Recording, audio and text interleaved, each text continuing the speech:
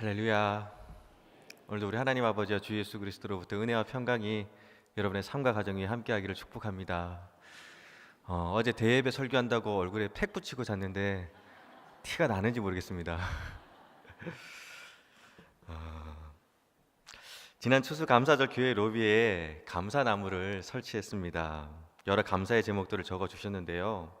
감사의 제목들을 다 수합해서 하나하나 읽어보았습니다. 그리고 감동적인 감사의 제목을 쓰신 몇 분에게는 교회에서 소정의 상품도 드렸습니다. 그 중에서 개인적으로 굉장히 큰 도전을 받은 감사의 제목이 있어 소개하고자 합니다. 감사의 열매에 이렇게 적혀 있었습니다. 하나님 아픕니다. 하나님 힘듭니다. 하나님 두렵습니다. 그리고 솔직히 이런 고난을 주신 하나님이 밉고 서운합니다. 하지만 하나님이 여전히 소망이 되어주심을 믿고 감사합니다. 무명으로 작성해 주셨는데요. 혹시 오늘 말씀 듣고 마음에 감동이 되어 본인의 신분을 밝힐 의사가 있으시면 저에게 찾아오시기 바랍니다. 소정의 상품을 선물을 증정하도록 하겠습니다. 여러분, 어느덧 한 해가 저물어 가고 있습니다. 한 해를 마무리하며 기쁘고 감사했던 일들도 있지만 힘들고 어려운 일도 분명히 있으셨을 겁니다. 어쩌면 지금도 여전히 고난과 시련 가운데 아파하며 계신 분들도 있으실 겁니다. 그러나 이 시간 믿음으로 선포합니다. 포기하지 마시고 끝까지 믿음 붙드시길 바랍니다. 하나님이 소망이 되어 주실 줄 믿습니다. 목회를 하면서 절망적인 상황에 직면한 성도님들과 상담을 하다 보면요, 계속되는 시련과 어려움 앞에서 하나님은 왜 나를 이렇게 벼랑 끝까지 내모시는지 모르겠다라는 하소연을 듣곤 합니다. 도무지 지워지지 않는 삶의 고통의 자리에 설 때마다 우리는 질문하게 됩니다. 하나님은 어디에 계십니까? 그리고 어디 때까지입니까? 얼마나 더 이 고통을 참고 견디며 기다려야 되는 겁니까? 근데 여러분, 이상하죠? 너무나 힘들고 아파서 따지듯 쏟아내는 그 말을 듣고 있다 보면요, 느껴지는 것이 있습니다. 참 아이러니한 감정인데요, 아파 본 사람들은 압니다. 너무 힘들고 아파서 절망하고 있는데 또 다른 마음 한편에서는 절망하면서도 하나님을 갈망하고 있다는 겁니다. 하나님 어디 계십니까? 하고 따지지만 그 마음의 중심에는 하나님 어디 계십니까? 내가 이렇게 아픈데, 내가 이렇게 힘든데 하나님 나 좀 도와주세요 라는 간절한 부르짖음이 담겨져 있습니다. 믿음 없어 보이는 그 하소연들 속에는 오히려 더 애타게 주님을 찾고 구하는 믿음의 고백이 담겨져 있습니다. 예를 들면 이런 겁니다. 몇 해 전 저희 집 둘째 아이가 태어나서 아내가 산후조리원에 2주간 간 적이 있습니다. 그 덕에 어쩔 수 없이 첫째 아이가 생전 처음으로 엄마랑 떨어지게 되었습니다. 처음으로 엄마랑 떨어져 있다 보니까 엄마가 보고 싶고 그리운 겁니다. 그래서 전화를 걸어서 엄마 보고 싶어요. 빨리 집에 오세요 하고 말했는데 엄마가 지금은 집에 갈 수 없어. 대신 열밤 자면 갈게 하고 답합니다. 근데 그게 서운한 겁니다. 그래서 울어요. 지금 당장 엄마가 보고 싶은데 엄마는 열밤 자고 온다니까 서운하고 미운 겁니다. 그래서 서럽게 웁니다. 근데 여러분, 참 이상하셔. 엄마가 미워서 우는데 뭐라고 울까요? 엄마 하면서 웁니다. 다 아시죠? 엄마 하면서 웁니다. 마찬가지로 견딜 수 없는 시련과 고통으로 너무 힘들어서 하나님 어디 계십니까? 하나님 어느 때까지 기다려야 되는 겁니까? 하고 부르짖는 그 원망 속에는 하나님 보고 싶어요, 하나님 만나고 싶어요 하는 하나님을 향한 더 뜨거운 갈망으로 가득 차 있다라는 겁니다. 깊은 고통 속에 오히려 하나님을 향한 더 깊은 갈망이 담겨져 있었던 겁니다. 절망 속의 갈망이라니 참 아이러니한데요, 너무 힘들고 아파서 하나님께 부르짖어 본 사람들은 압니다. 그리고 놀라운 것은 믿음의 사람들은 그 갈망으로 절망을 이긴다는 겁니다. 어떤 절망과 고통도 하나님을 향한 우리의 갈망을 꺾을 수 없기 때문입니다. 그래서 우리는 어떤 고난도 시련도 이길 수가 있습니다. 고난을 견딜 힘이 우리에게 있어서가 아니라 고난 속에서도 더 크게 주님을 부르짖을 수 있는 갈망이 있기 때문입니다. 그리고 그런 하나님을 향한 갈망 속에서 하나님의 역사는 시작되는 줄 믿습니다. 이젠 안 된다고 포기하고 싶은 그 순간에도, 돌아가는 모든 상황과 처지들이 다 막혀 있고 더욱더 밑바닥으로 떨어져 간다 할지라도 하나님을 향한 갈망만 있다면 그 고통의 밑바닥에서 우리를 향해 다가오시고 손 내미시는 주님을 만나게 될 줄 믿습니다. 이 시간은 다 끝난 것 같은 상황 속에서 찾아오셔서 손잡아 주시고 일으켜 주시는 주님의 그 은혜에 대해서 함께 말씀을 나누고자 합니다. 오늘 말씀은 너무나도 유명한 천국 비유의 말씀입니다. 말씀을 보면요, 포도원 주인은 품꾼을 부르기 위해 이른 아침 인력시장으로 나갑니다. 여기서 이른 아침이란 오전 6시를 의미합니다. 그리고 제3시는 현재의 시간으로 환산하면 오전 9시입니다.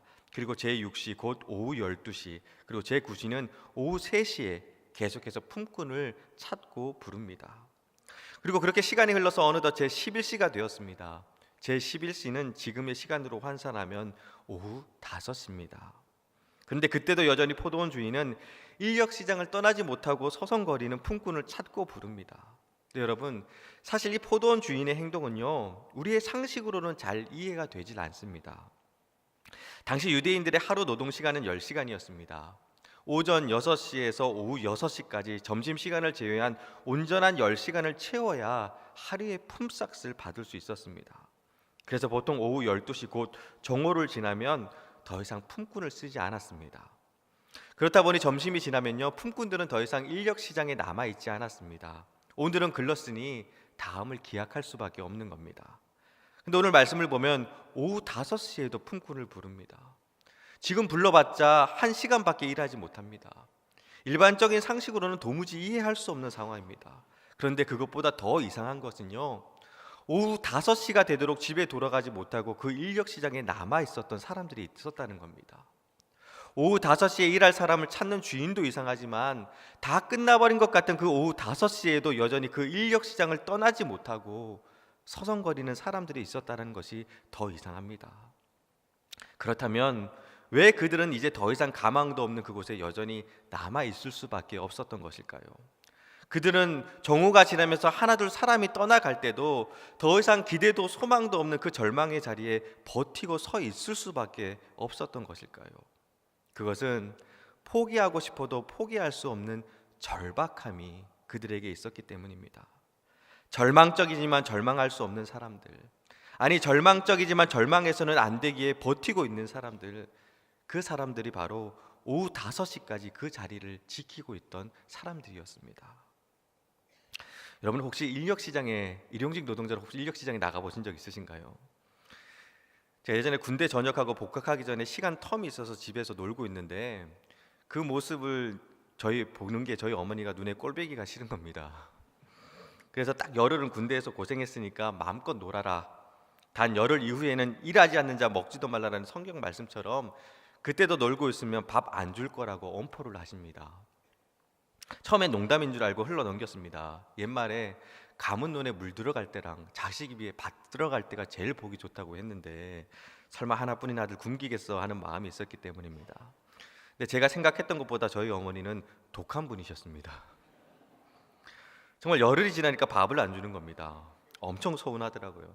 그래서 울며 겨자 먹기식으로 인력시장에 간 적이 있습니다. 처음 인력시장에 나갔을 때는 저는 굉장히 자신만만했습니다. 일하러 오신 분들을 보니까 다들 50대 이상의 연세 드신 분들이 대부분이었습니다. 지금은 몸매가 별로지만 그때는 갓 군대를 제대하고 나온지라 몸에 제법 근육도 있었습니다. 그래서 일찍 부름 받을 것이라고 생각을 했습니다. 근데 안타깝게도 아무도 저를 불러주시지 않는 겁니다. 아무도. 동의하실지는 모르겠지만 제 얼굴에 귀티가 나잖아요.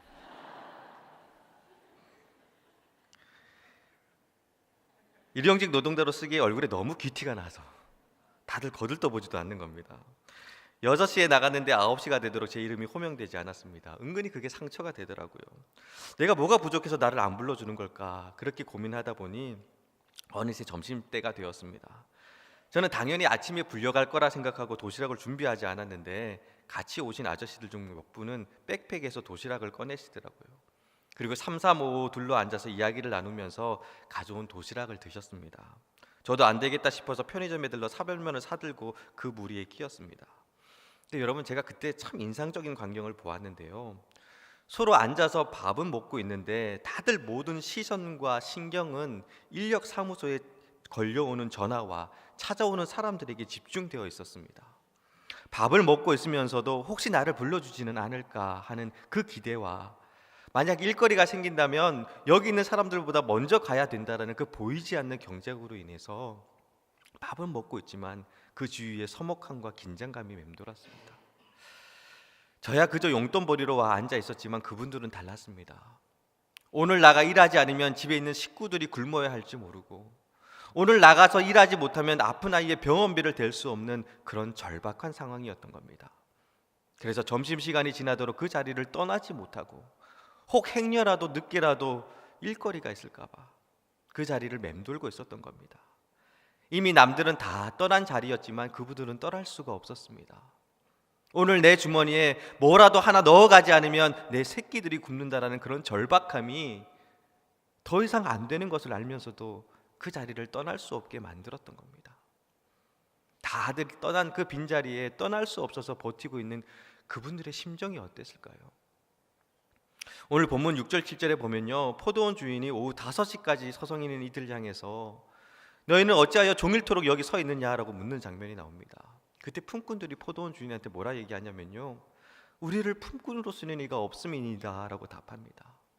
그 대답 속에는 자신의 무능함과 막막한 현실에 대한 깊은 쓰라림과 탄식이 배어 있습니다. 누군가에게 미룰 수 없는 삶의 무게를 짊어지고 있기에 쉽게 포기조차 할 수 없는 이들, 절망적이지만 절망하면 안 되는 이들이 바로 오후 5시 같은 인생들입니다. 목회를 하다 보면 이런 분들을 종종 만납니다. 항암 치료를 받으면서도 초등학교 다니는 아들과 딸 때문에 항암 치료 후유증에도 불구하고 시장에 나가 풀빵을 굽는 어머니, 이제 더 이상 아프면 안 된다고, 아이들 때문에 살아야 한다고, 정말 살고 싶다고 말하며 암 투병 중에서도 이를 악물고 버티고 계시는 그 어머니의 모습이 오후 5시 같은 인생이었습니다. 연로해서 자신도 돌봄을 받을 나이임에도 불구하고 40이 넘는 중증 뇌성마비 장애를 가진 딸을 간호하시는 할머니 송도님, 자신도 손 마디마디가 퉁퉁 붓는 고통 속에서도 딸의 대소변을 다 받아내면서 목사님, 내 기도 제목은 내 딸보다 하루만 더 사는 겁니다 라고 말씀하시며 눈물 흘리시는 할머니 송도님의 모습이 오후 5시 같은 인생이었습니다. 처자식 먹여 살린다고 악천후 속에 바다 그물길로 갔다가 배가 뒤집혀 싸늘한 죽음으로 돌아온 남편 바라보면서 아무것도 모르는 어린 자식들 부둥켜 안고 어금니 꽉 깨물고 그래도 우리 얘들아 우리 열심히 살자고 우시는 어느 집사님의 그 모습이 오후 5시 같은 인생이었습니다. 어쩜 이 자리에도 오후 5시 같은 인생을 살고 계신 분들도 있을 겁니다. 너무 힘들고 아픈 절망의 자리지만 절망해서는 안 되기에 버티고 계신 분들 있으실 겁니다. 다 놓고 포기하고 싶은데 그럴 수 없어서 이 악물고 참고 견디고 있지는 않으신가요? 괜찮은 척하지만 막막한 현실 앞에서 매일 밤 뜬 눈으로 지새우고 있지는 않으신가요? 네, 여러분, 이런 오후 5시 같은 인생에게도 찾아오는 한 줄기 희망이 있습니다. 바로 우리를 부르시는 하나님의 은혜입니다.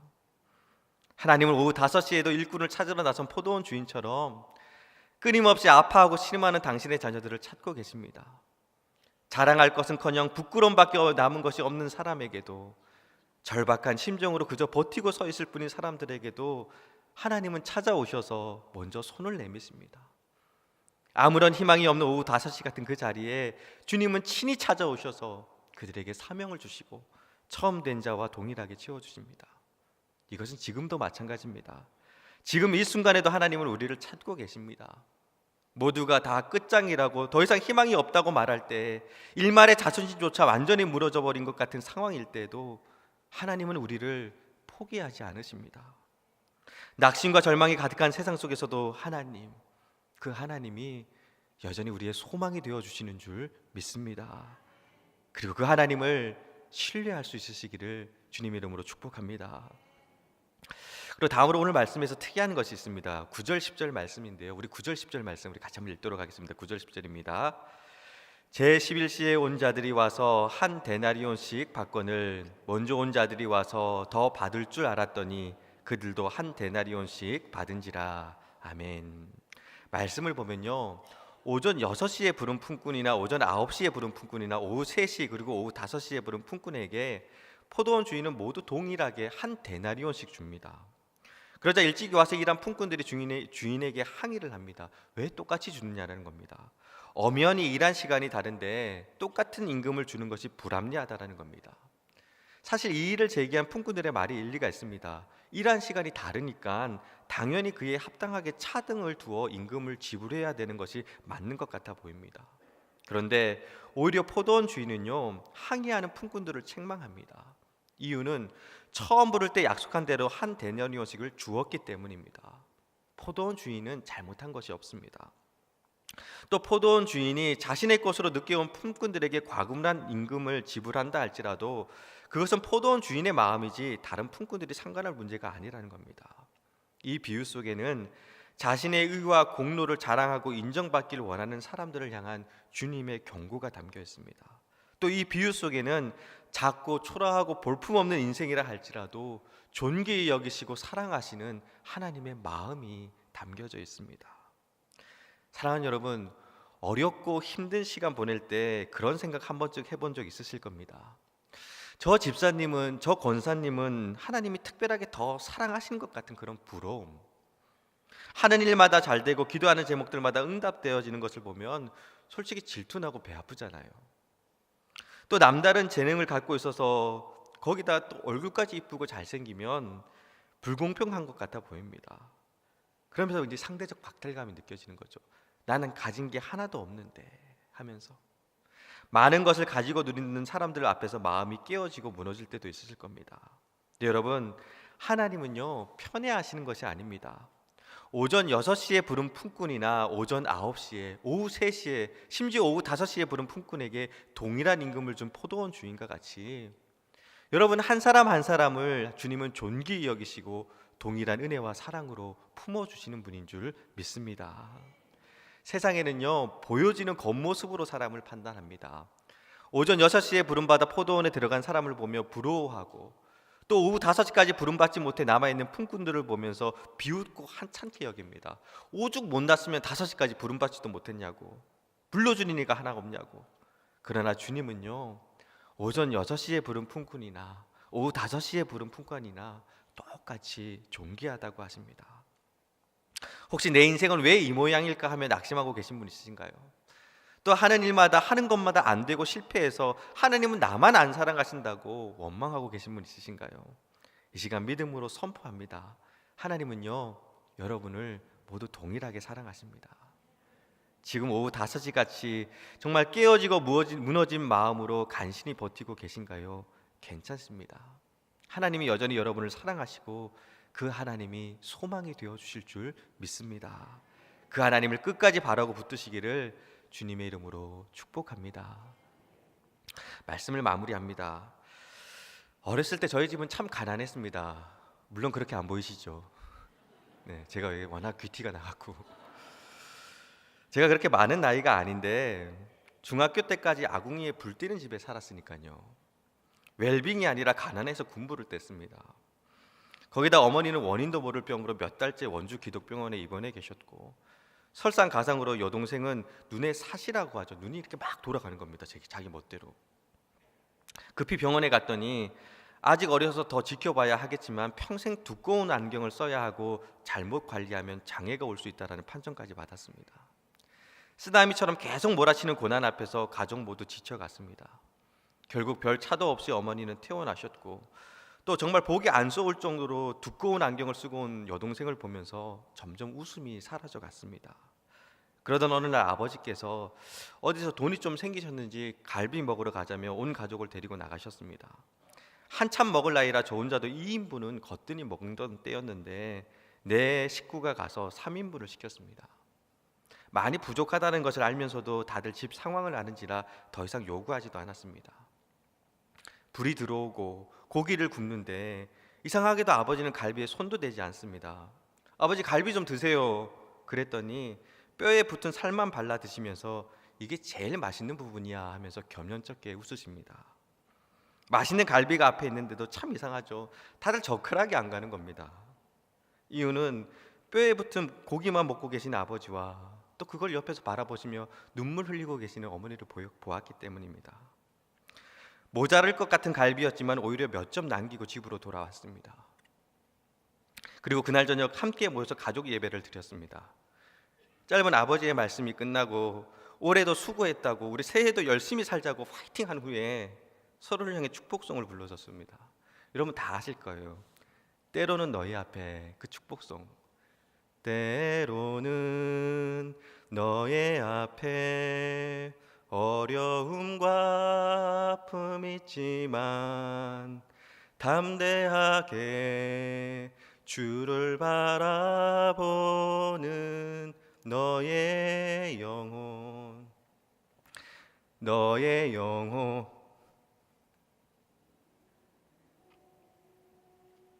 얼마나 아름다운지.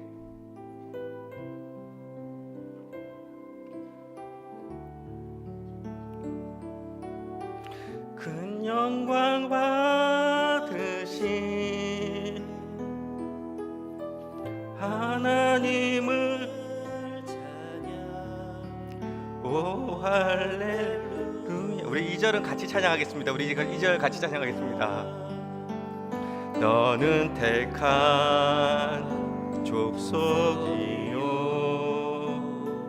왕같은 제사장이며 거룩한 나라 하나님의 소유된 백성 너의 영혼 우리 볼 때 얼마나 사랑스러운지 너의 영혼 통해 큰 영광 받으신 하나님을 찬양. 오 할렐루야.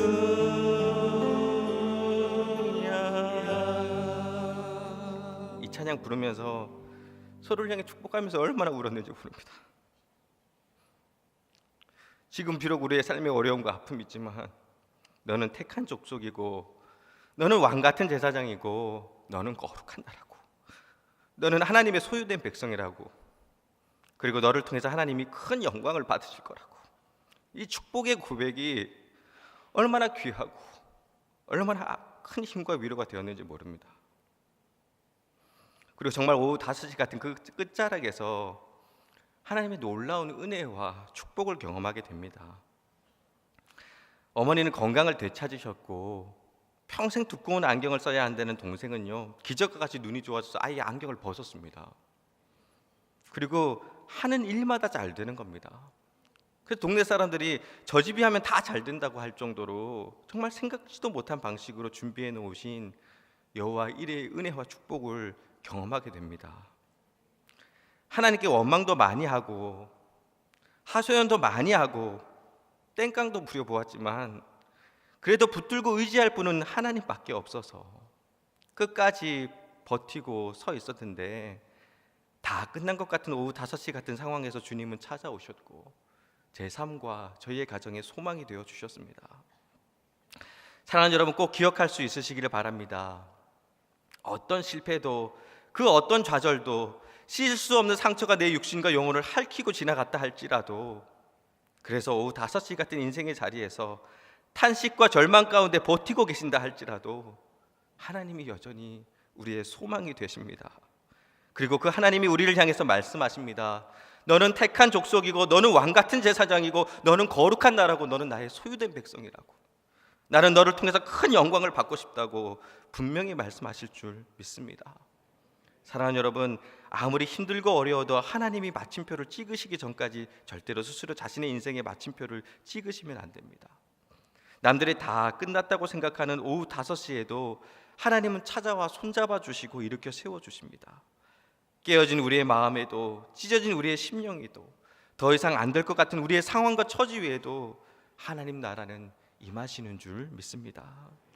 가장 고통스러운 순간, 아무것도 보이지 않는 순간, 포기하고 싶은 순간에도 주님은 찾아오셔서 너 왜 여기서 이러고 있느냐? 가자. 내가 너를 나의 나라로 인도하고 싶노라라고 말씀하시며 우리의 손을 잡고 이끌어 가실 줄 믿습니다.